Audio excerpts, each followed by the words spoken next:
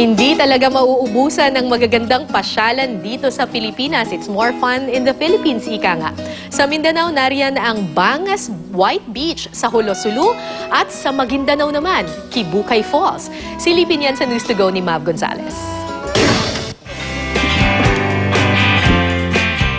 Marami siguro sa mga turista may takot bumiyahe pa Maguindanao sa pag-aakalang magulo rito.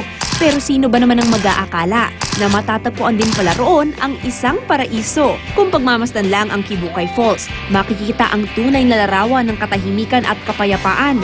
Dumadaloy kasi dito ang malinis at malamig na tubig na talaga namang magpapasaya ng sinumang bibisita sa lugar. Sa kuhang ito, makikitang masayang naglalaro sa talon ng ilang kabataan. Taliwas sa imaheng sumasagi sa ating isipan pag naririnig ang Maguindanao.